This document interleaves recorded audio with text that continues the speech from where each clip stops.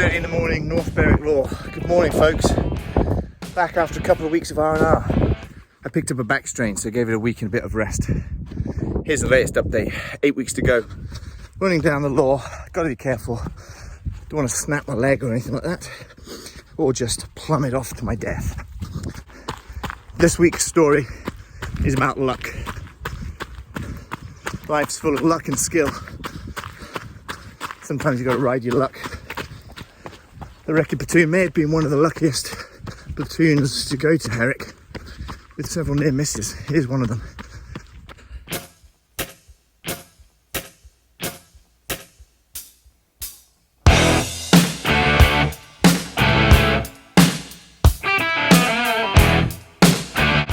The area we went to was the north of the Lashkar area of operations, and it was on what we call a tri-boundary area, where a battle group in Nari Saraj south, Nadi Ali north, and Lashkar all met. Turns out that the insurgents had worked that out, which is not surprising really, and they were exploiting the weaknesses on that tri-boundary, moving in and around that area. The tri-boundary area was pretty much the green zone, which meant lots of trees, lots of crops, way above head high, very hot, very humid, prone to ambush, prone to flanking, people coming around, very difficult to operate in. And so yeah, we went in to try and deter these 6 or so insurgent fighters.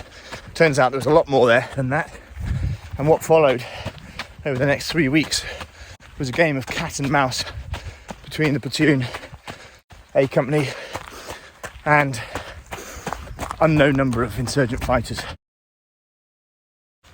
A couple of patrols in particular stick in mind. One was a patrol to a local village to find out some information, and we got ambushed from about 20 metres away. Spray of 8-10 rounds from a machine gun hit one of my soldiers through the pelvis. The call goes man down. So we set up a defensive position, called in the helicopter, had to clear a landing space in the field of corn, and then get on the stretcher. I was front left of the stretcher, and my interpreter, nicknamed Rambo, was on the front right, running towards the American helicopter who came in to pick him up. Fantastic. He's all good now, still serving. The soldier got shot.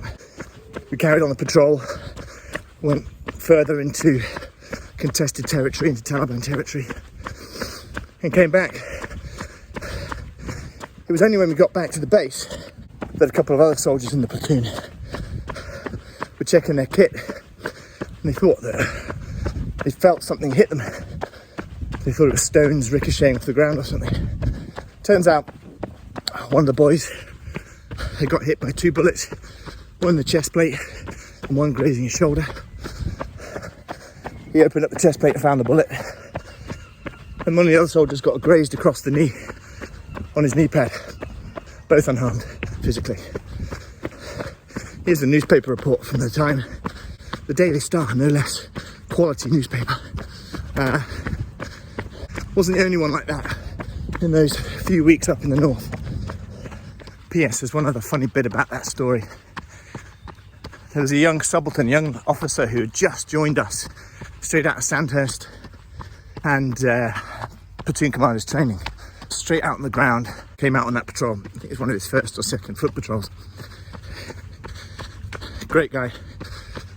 Of course, we gave him all the kit to carry, including the metal detector.